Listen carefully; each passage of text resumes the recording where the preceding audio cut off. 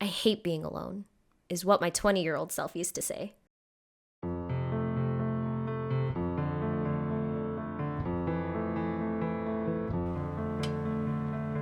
Throughout most of my 20s, I would continue to say that to myself. I always felt like I was floating from friend group to friend group, thinking that I found my tribe, only to find myself floating away until I was just alone. It led to loneliness, and loneliness can lead to destructive thoughts. I'm a loser. No one could possibly stand to be with me. And if no one wanted to be with me, am I really worth loving? Over time, I learned to enjoy being alone while not being lonely. And to combat loneliness, I had to learn how to foster not only the relationships that matter to me, but to also nurture the most important and longest relationship I would have, the relationship with myself.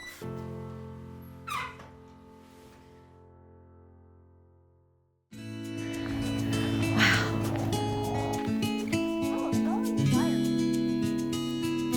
I should have just gotten a freaking burner. Oh, these matches suck. I have this.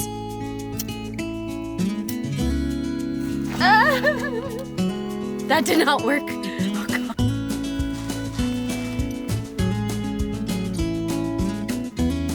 Oh, okay. What's happening? Sometimes the smallest tasks are what you need to do before you can address your emotional needs. Like, sometimes I'll ask myself, have I had water? Have I eaten? Am I getting enough sleep? And did I shower? And usually when I'm feeling down on myself, the answer to all of those questions is no. So once I address those things, then I usually try and carve time out of my day to be alone. Whether it's meditating for 5 minutes or going on a walk, it's the simple actions that can be most impactful and build your confidence and comfort in spending time alone.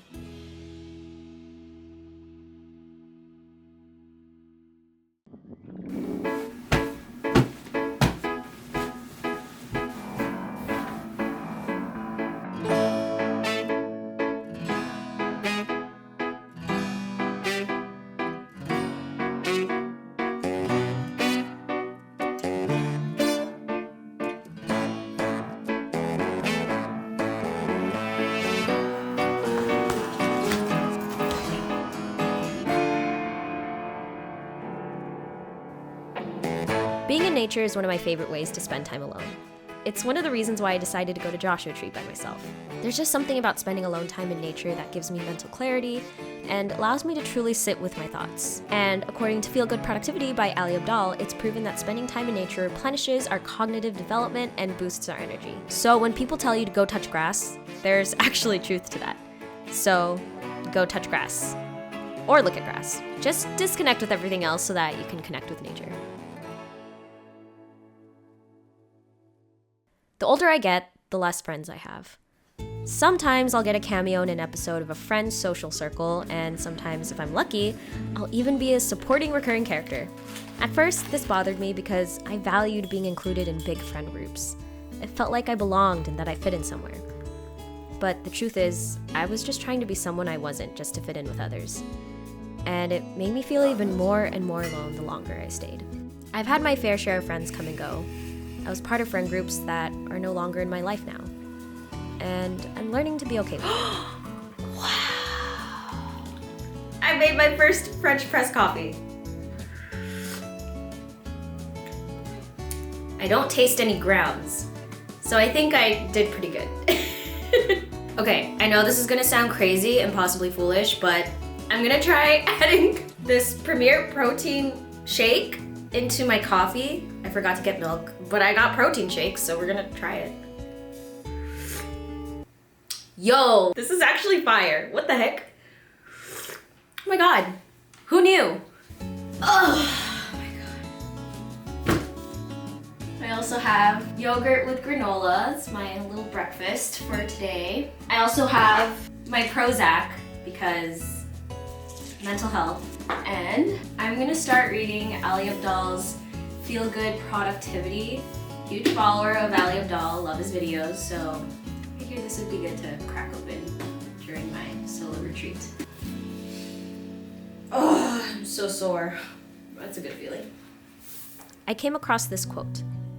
Life doesn't give you the people you want. It gives you the people you need. To help you, to hurt you, to love you, to leave you, and to help you grow into the person you are meant to be. Smaller the circle, the deeper the connections. And because my connections with my friends are so much deeper, I don't feel as lonely when I'm off doing things on my own.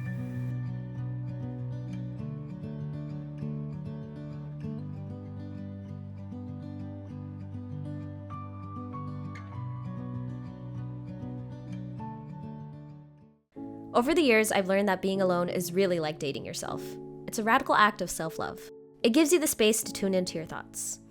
I think the easiest thing is to run away from them, but I challenge you to lean into it. Something I always remind myself is you are not your thoughts, and you are not your emotions. Try not to get lost in the current of your thoughts and emotions. Instead, just be mindful. Observe them, notice how you feel, but don't attach your self-worth to them. And then, when you're ready, move on. I know it's easier said than done, but with practice, you get the hang of it. This mindfulness practice during my dates with myself have been so transformative to the way I look at things now.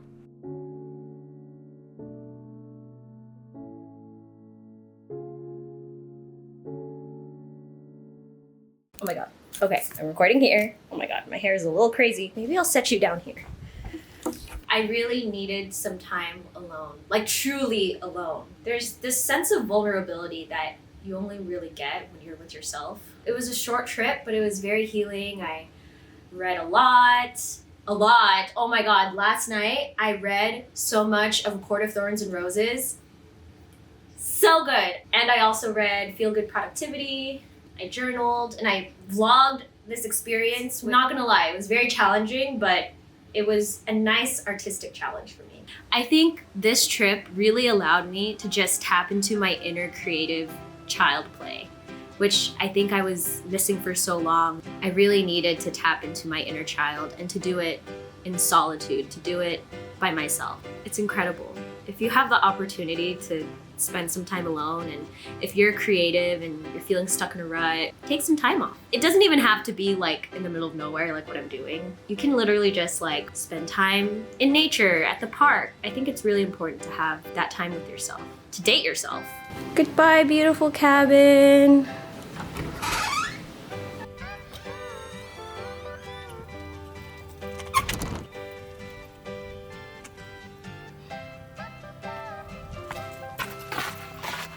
So throughout these last 10 years of learning how to be alone, I realized I have the best time with myself.